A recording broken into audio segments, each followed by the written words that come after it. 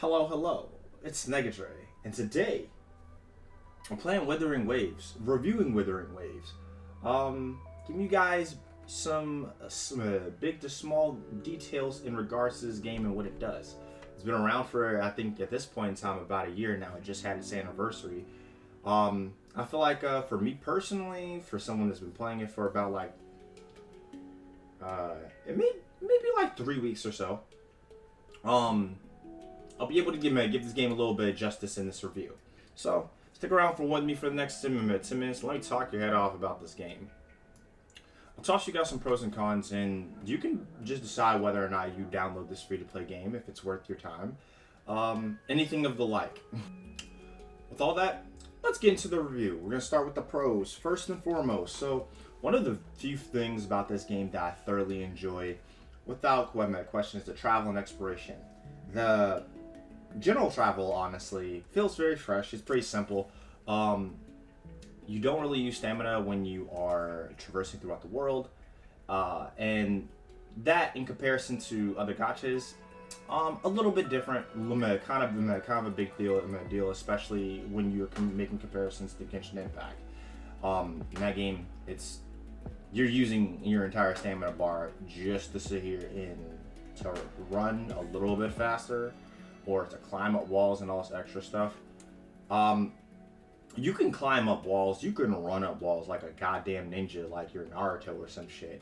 Honestly, one of the coolest fucking parts about it. Unfortunately, it does not allow you to run on ceilings. A little bit of a drawback for me. Not even gonna lie to you.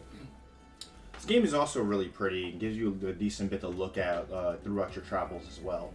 From very lush, very open landscapes and things of that nature. Very cold and icy, winter locations.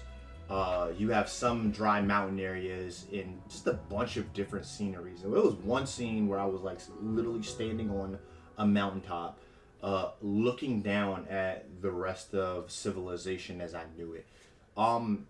It's getting pretty. This game's pretty as shit.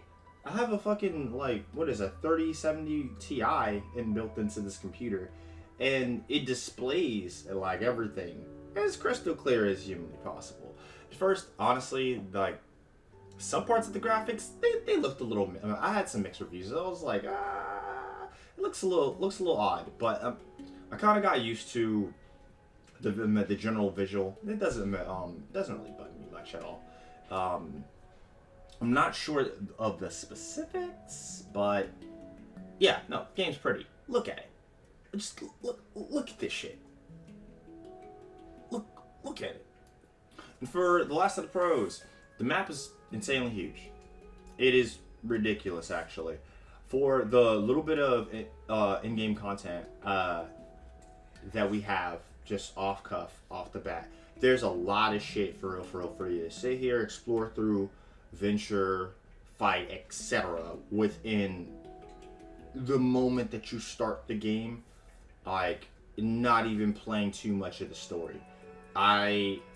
Especially at this point in time, I don't even think I'm anywhere close to halfway done with the start of Withering Waves and its introduction, and I got all this shit to sift through.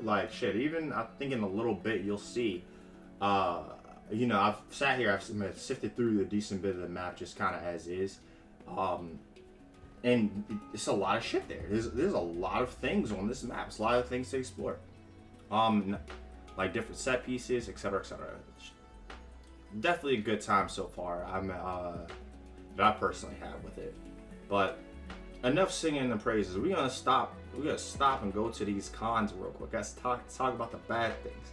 Haha. Unfortunately. So, cons. There's no secondary run animation or other options of mobility outside of your hook, and that's really unfortunate considering the fact that your hook has a goddamn cooldown. There, unfortunately, at the moment, from what I can tell, not too many characters that do have other movement options. Fucking fight teleports and motherfuckers that levitate and all these other different abilities in the context of combat and how they can dodge moves. especially 5 stars. Some of the 5 stars in this game are stupid. Ridiculous in power. Definitely going to be more of a topic saved for the latter half of this video, and in context of combat, whatever. But yeah, so what is it? I mean, it's a little bit unfortunate. Like, you would think with a game like this, you know, there'd be a little bit more, like, you know, jazziness, a little bit of speediness, yada yada. But it's not there. I will say, for me personally, this does kind of suck. A decent bit of the content is locked behind like levels and just general story progression. So yeah, don't just like sit here and expect to be a badass just from not playing the story in this game. They will fucking cap you. They will like put two in both your knees, remove them and place them back with 2 new caps. It's actually kind of nuts. So now, we talk about this gameplay, we talk about this combat, we talk about the progression systems. Because honestly, these are some of the more important things as it pertains to Wuthering Waves and why it makes it stand out as much as it does amongst its predecessors like Genshin, etc. So, the combat's fast, it's fluid, very generous on hitboxes. This game is like very flashy, very pretty to look at when it is in motion. It's probably one of the few games, honestly, I can really say that about.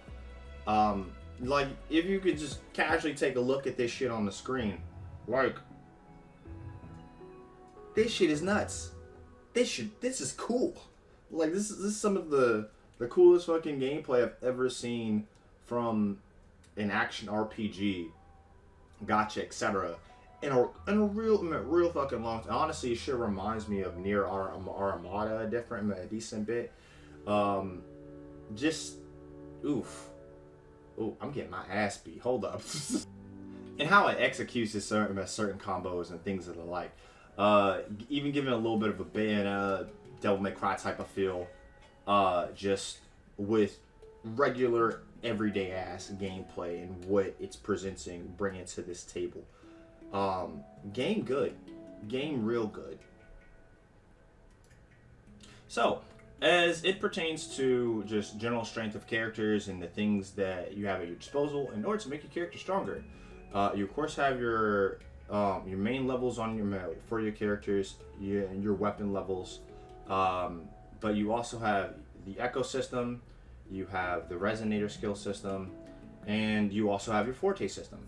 All of these things generally contributing to the overall strength of your character, and usually you want to focus on the first two before prioritizing the other one for general ease of access. And for people that don't particularly like these types of systems, it's pretty understandable. It's a lot of math involved. It's a lot of grinding and farming and things of that nature. But folks that do, there's a decent bit of reward behind it, and lots for folks that do like gachas to really sink their time and teeth into. The last thing we're going to be talking about, of course, is the resonators, the characters, the units. The characters, goddammit, the units. Let's talk about the units. So, there's a lot to actually say about Wuthering Waves and their characters. Most of all, definitely, that these are some of the most interesting, some of the most brilliantly designed units, resonators, characters in any gacha game I've ever fucking played. A lot of them control very nicely. If we're talking like, what is it? Even your 4 stars feel very powerful right off the bat. Your 5-star is a DPS that quite literally scales with in-game current fucking DPSs that are being released till this very day. I just pulled for a motherfucking DPS, I want to say about a couple days ago, on some free-to-play shit, because I've been playing this game free-to-play pretty much the entire time. Like, I think I just pulled for a character like recently. This game be providing resources. I'm not about to lie to you. I did not spend a dime on this motherfucker yet. Like, but yeah, um, most of the characters that you will ever pull for in this game are pretty fucking fun. They have a lot of like little neat surprises to them and like all different sorts of gameplay elements. I was playing. I want to see what character this was. I think I was playing Camellia. Why she just be over here swinging on vines like a stripper? Like on some fucking poison ivy type shit. Like the girl is strong, busted as hell, cannot be disputed. Played Chang'e, or not Chang'e, Chun-Li and whatnot recently. Fire DPS. What the fuck is that? Like she has like a little miniature fly that she does through the air, like a phoenix and shit. Like, so look. Sorry, God, look at my dodge. Ooh, pristine dodging. Anyways, and then you got your main girl over here. Once again, can really sit here and fight with the best of them, despite not really having much. But also, with most of your resonators, you will you'll gain like little other, I can't think what they are. You'll gain other elements the more you progress through the game. And also get little peaks and things of that nature. Once again, with story progression. Everything's locked behind story progression. But yeah, there are definitely a handful of characters like that. Even if you were like coming into this game as a whale, there's a lot of fucking enjoyment. Lots of things you could say about them, etc., etc. I personally would not actually see myself benching any of these characters. First of all, look at my man's in the stare down real quick. He's still mixing my shit. That's crazy.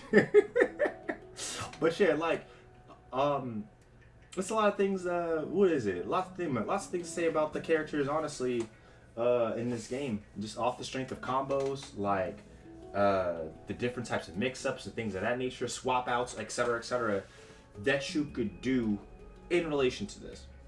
Game's nuts. It's amazing. Even for a free-to-play game.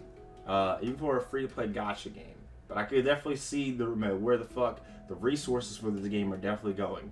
Like, these fight scenes? Insane. And, to hurry and wrap up into the video, last but not least, bit of miscellaneous stuff. So... there are pets, little pets and stuff in this game that you can like sit here and interact with, just kind of passing. I already talked about the graphics. What is it? There are lots of events, lots of side content on top of like the main content that there is for you to clear. If you ever need just extra resources for pulls, if you're a free-to-play player. Or shit, even if you're a whale, you know, I doubt y'all be fucking paying attention to that shit at all. But and also just in general, even with the characters, they have some of the most interesting designs. And when I say interesting, I mean interesting. It's like they definitely be over here with the big titty bad bitches. Like they definitely be over here. What is it? With a lot of these 2D men that just be walking out here prancing and shit, just strong as all. Like some of the guys in this game are absolutely ridiculous. Husbando Matidio. It's peak. It's great. This is pretty much fucking fan service here for everybody. I will say ultimately though, to those of you that are not into gachas, that's probably like the biggest negative that you could really toss to this. Like there's microtransactions are just all over this thing regardless. So, I mean, you know, take that however you want, but you came to a gameplay video or review wondering about a gacha and complaining that it's a gacha. I don't know what to tell you, dog. Anyway, regardless of that shit, I want to thank you guys for watching. This is my first review.